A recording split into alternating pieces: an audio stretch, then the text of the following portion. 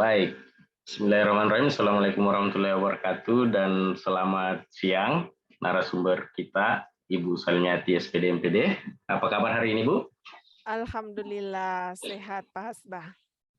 Ya, kita kembali di sesi ketiga hari ini. Ya, dua sesi berlalu ya. Hari pertama sesi tentang wawasan kebangsaan, sesi kedua tentang analisis isu kontemporer, dan sesi ketiga hari ini tentang kesiapsiagaan bela negara. Baik, sebelum kita mulai, kita sapa-sapa dulu penonton kita di luar yang baik Selamat hati. siang Bapak Ya, Ibu. baik, ya Ketemu kita lagi ya. ketemu lagi hari ini ya di podcast kita, bincang-bincang lepas tentang negara kita ya, sebenarnya hari ini seperti apa sih permasalahannya. Nah, kemarin kita sudah bahas tentang bagaimana eh, wawasan kebangsaan, bagaimana melihat isu-isu kontemporer yang berkembang kemarin terkait dengan korupsi. Nah, hari ini kita mau khusus berbicara tentang kesiapan kita dalam hal bela negara, khususnya diri kita sendiri. Nah, bagian dari proses bela negara adalah bagian untuk mempersiapkan diri kita dalam hal membela negara. Nah, hari ini kita akan ya seperti biasa kita bincang-bincang lepas terkait dengan kesiapsiagaan bela negara. Nah, langsung saja kepada narasumber kita ya, Ibu Salmiati SPD MPD. Salah satu bentuk kesiapsiagaan bela negara itu adalah kesiapan mental, Bu ya. Nah, ada kan banyak ini kesiapan untuk bela negara, ada kesiapan fisik, ada kesiapan mental, modal intelektual, modal kompetensi. Nah, ini lebih mengkhusus ke kesiapan mental. Nah, kira-kira seperti apa sih bentuk kesehatan mental itu menurut Ibu? Ya, kalau berbicara terkait dengan kesehatan mental ya Pak ya. Uh, ya berpikir positif misalnya ya itu bagian daripada bentuk kesehatan mental, kemudian memiliki pengendalian diri yang baik, kemudian memiliki manajemen stres yang baik, Ya. kemudian mampu mengelola emosi, Ya. dan ini mampu atau memiliki tujuan atau makna hidup yang jelas. Ya, luar biasa betul Bu ya. Bagian dari kesehatan mental itu ya kurang lebih ada 5 tadi ya yang Ibu sebutkan. Ada kesehatan dalam berpikir atau bagaimana kita membangun pola pikir yang positif, kemudian bagaimana kita mengendalikan diri, kemudian bagaimana kita mengelola stres. Otomatis kan kita di kampus, di dunia kerja kita itu kan banyak hal ya, bukan hanya di dunia kerja, di masyarakat, bahkan di rumah kita sendiri malah banyak hal-hal yang menyebabkan terjadinya stres. Kemudian ada terkait pengelolaan emosi ya, kita bagaimana memproses emosi yang positif ya, mengganti emosi negatif menjadi emosi positif dalam diri kita. Kemudian yang paling kalah penting adalah bagaimana memaknai hidup kita ya sebenarnya. Apa sih tujuan hidup kita? Nah, itu banyak, saya kira kan begini Pak ya, banyak orang stres itu karena mereka tidak tahu nih apa sebenarnya makna hidupnya. Apa sih sebenarnya yang menjadi tujuan hidupnya. Kita bekerja seharian banting tulang tapi tidak tahu apa sih tujuannya saya bekerja.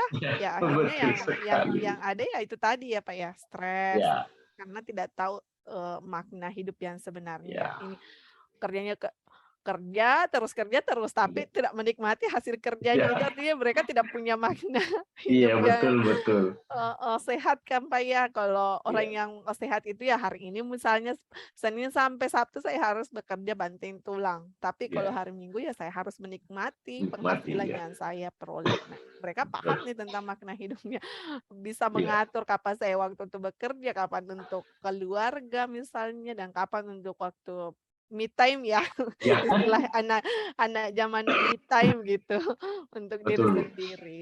Itu sangat Ya, penting karena kan kalau tidak seperti itu ya kita yang selalu dihadapkan pada pekerjaan yang menumpuk setiap hari, ya itu pasti ujung-ujungnya akan itu stres dalam ya, bekerja. Dan ketika stres ya tidak ada juga gunanya sih Pak, bekerja itu pasti hasilnya juga tidak maksimal karena, eee sebenarnya saling terkait satu sama lain sih, Pak, kalau ya, terkait tadi ya yang saya sampaikan misalnya berpikir positif, pengelolaan diri, manajemen waktu misalnya semua, itu tadi pengelolaan emosi, itu sebenarnya saling terkait satu sama lain ketika, kita bekerja misalnya ya contoh nyata di dalam kehidupan kita dalam bekerja misalnya.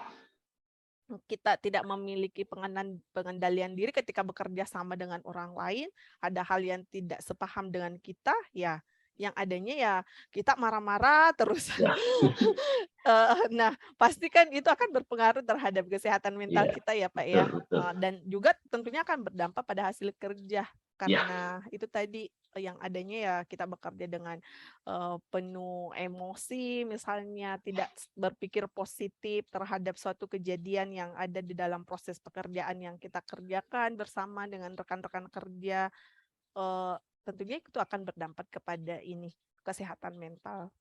ya, Nah, jadi sangat penting memang ya memperhatikan hal-hal tersebut sebagai upaya pencapaian hasil kerja maksimal. ya. Ya, untuk terkait kesehatan mental ini tentunya pakar-pakarnya atau ahli-ahlinya pasti dari bidang ilmu psikologi dan kalau kita lihat dari 5 poin penting tadi ini sebenarnya meskipun kajian berbeda tapi satu sama lain itu saling terkait Betul, dibahas Pak. dalam kesehatan mental.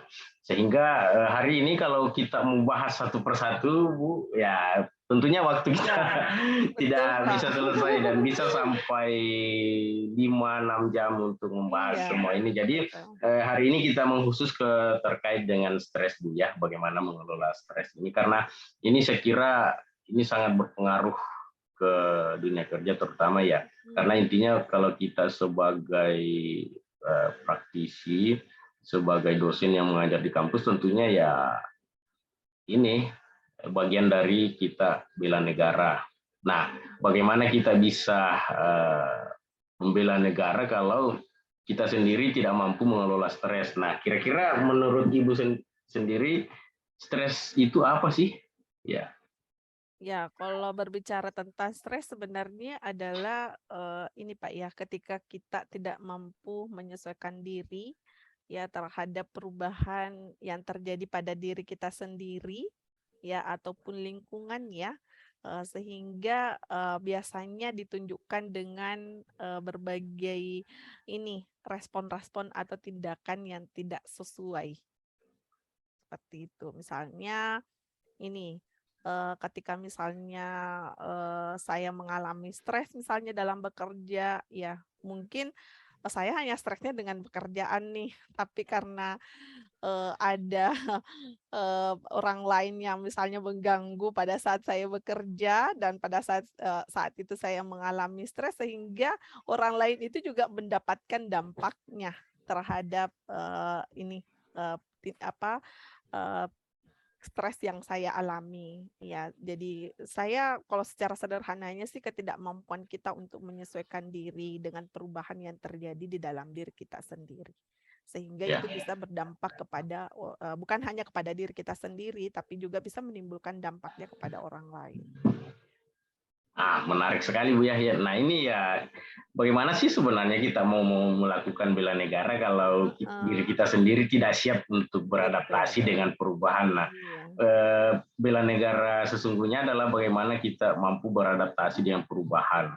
Kemudian kita bisa memberi kontribusi kita ke negara sendiri. Nah, menarik ya terkait stres ini Bu. Tentunya eh, Ibu kan mengajar di kampus sebagai dosen nih.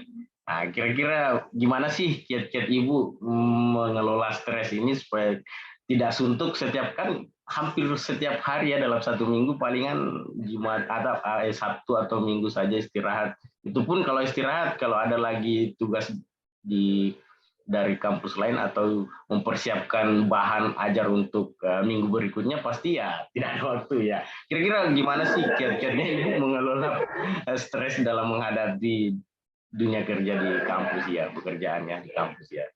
Ya silakan Bu. Ya, baik Pak Hasba. Kalau terkait dengan pengelolaan ini ya, manajemen kerja. Nah, karena kan tentunya stres ini sangat erat juga kaitannya ya dengan manajemen kerja. Karena kalau manajemen kerja kita tidak bagus, ya tentunya itu nanti akan berdampak pada munculnya stres nih di dalam Ya, diri. Karena bertumpuk nih pekerjaan apa yang mau dikerja pada hari itu. Jadi kalau saya pribadi sih membuat skala prioritas dulu. Ya, apa yang menjadi prioritas yang harus dikerjakan pada hari itu, maka itulah yang pertama-tama yang harus saya kerjakan dan harus saya selesaikan dan begitu seterusnya.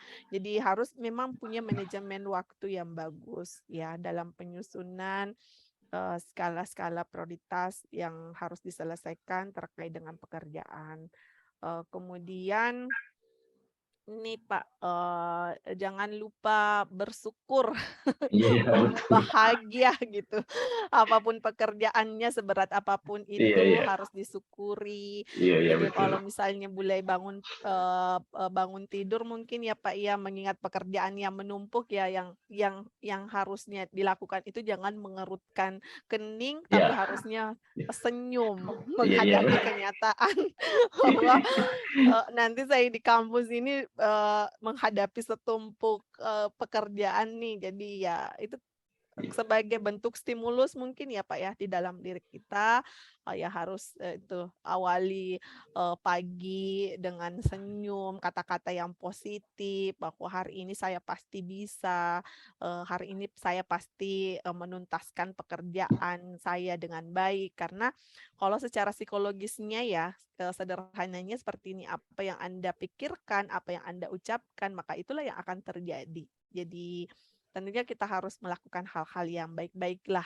pagi hari hadapi kehidupan dengan senyum, sikap bahagia, Ya, kemudian itu tadi, harus berpikir positif, banyak kerja pasti itu akan banyak rezeki, ya, seperti itu, menghadapi pekerjaan dengan, baik. Karena kalau mau dipikirkan saja terus-menerus kapan selesainya itu tidak akan selesai, tapi harus diimplementasikan juga. Langkah selanjutnya mungkin harus bertindak.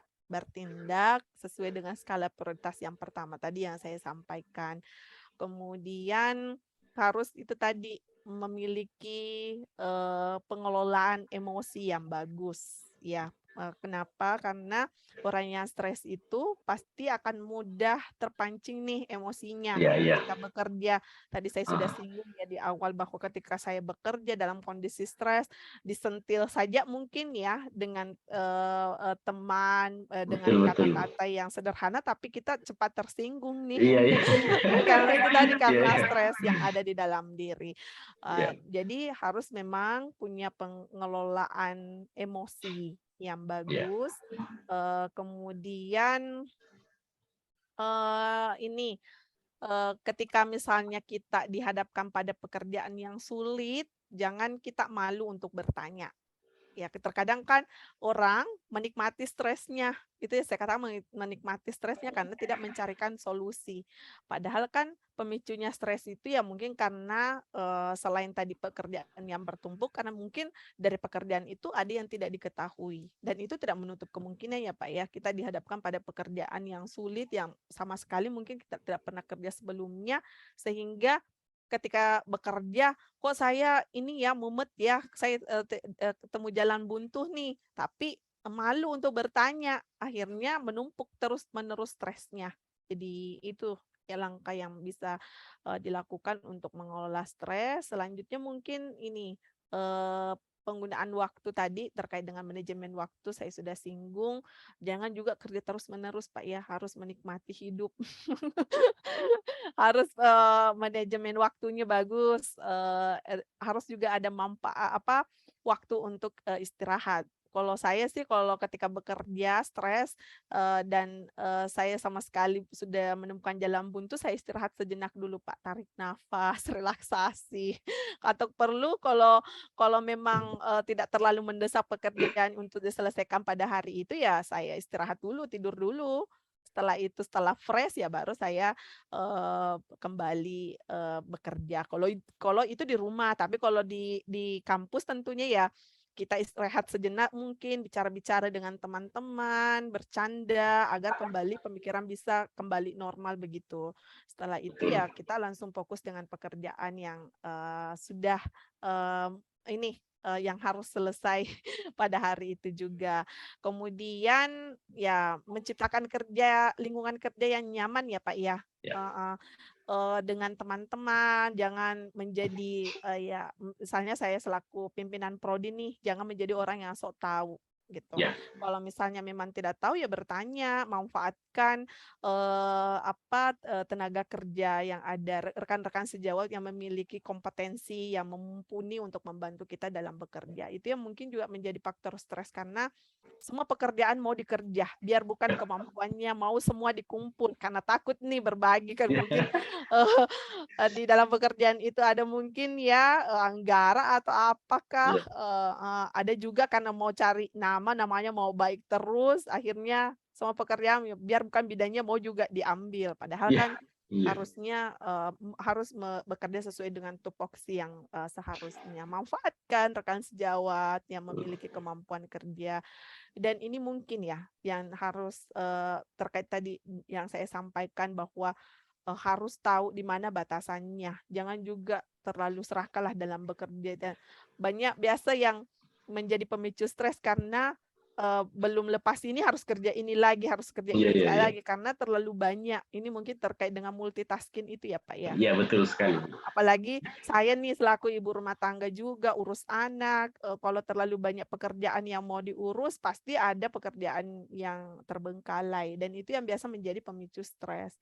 Jadi, ya dihindarilah, Ya, harus menyesuaikan, kalau misalnya memungkinkan untuk mengambil pekerjaan yang lain di luar dari tugas yang, sudah diamban sekarang, misalnya selaku, ketua prodi ya jalan, tapi kalau misalnya tidak, ya cukup di Kotoprodi saja, karena kan jadi Kotoprodi saja itu sudah menumpuk pekerjaannya, betul, apalagi betul. mau ditambah dengan Iya, pekerjaan-pekerjaan iya, yang iya, iya, lain. Biar betul.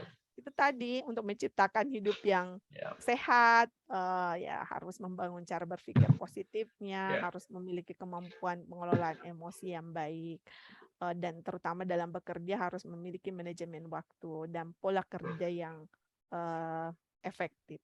Sekira itu Pak Hasbah kalau terkait dengan apa yang saya implementasikan sih selama ini, di dalam diri saya terkait dengan bagaimana memanajemen stres yang ada di dalam diri saya. Karena seperti ini Pak, memang stres itu tidak bisa dipungkiri ya. ya, Setiap orang pasti ya, mengalami yang namanya stres. Namun ada stres yang kemudian mudah untuk diselesaikan, ya ada yang mungkin butuh waktu yang lama. Nah, untuk menghindari stres yang berat itu ya dengan cara yang seperti tadi yang saya sampaikan. Kalau secara pribadi dari saya. Seperti itu ya Pak. ya. Oke, baik, menarik sekali ya kiat-kiat ini bagaimana mengelola stres, terutama di kampus atau di tempat kerja. Nah, intinya di pertanyaan ketiga ini kiat-kiat mengelola stres yang disampaikan oleh Ibu sebagai narasumber tadi. Yang pertama ya teman-teman yang di luar sana yang sempat melihat podcast hari ini, ya stres itu tidak boleh dihilangkan, tapi Mhm. dia harus dikelola.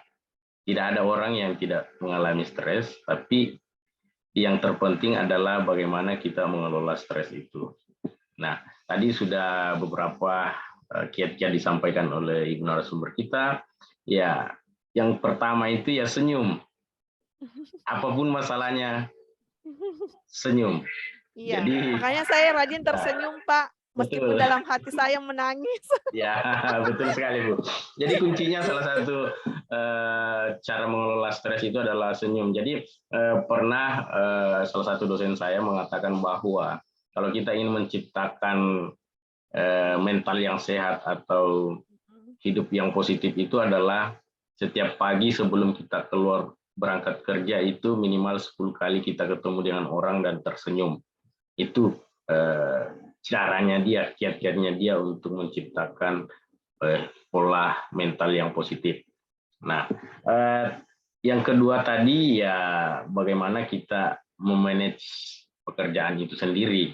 Ya, kita jangan jadi seorang yang multitasking yang mampu mengerjakan seluruh pekerjaan, mana lagi Kayak pekerjaan. seperti Ya, superhero Pak ya Hasbi. betul sekali ya. Kalau narasumber kita ya Wonder Woman ceritanya, padahal Juga, Pak. sebenarnya harus dikelola, apalagi Iya. banyak sumber daya yang bisa kita temani ya, ciptakan teamwork yang lebih efektif untuk menyelesaikan pekerjaan secara bersama ya. Betul sekali. Kemudian ya bagaimana kita menghindari konflik ya, karena kalau sering terjadi konflik maka mental kita pasti akan sakit. Makanya sebisa mungkin kita menghindari konflik untuk menciptakan kondisi mental kita yang lebih sehat. Nah itu. Nah ya kemudian ya bagaimana kita jangan jadi orang yang perfeksionis. Pekerjaan itu harus selesai dengan sempurna. Tidak. Setiap pekerjaan itu pasti ada kesalahan, apalagi kita manusia ya ada namanya human error. Jadi untuk mengurangi ya, menghindari stres, jangan jadi manusia perfeksionis. Nah itu beberapa kiat. Jadi ya teman-teman yang di luar sana kalau ingin mengelola stres ya kurang lebih seperti yang dijelaskan oleh narasumber kita tadi. Dan jika ingin menerapkan silakan lakukan sesuai dengan praktis-praktis ya yang telah dijelaskan oleh Ibu tadi. Kurang lebih seperti itu yang Ibu terapkan ya. Meskipun sesibuk apapun ya jangan lupa tersenyum itu kata kuncinya.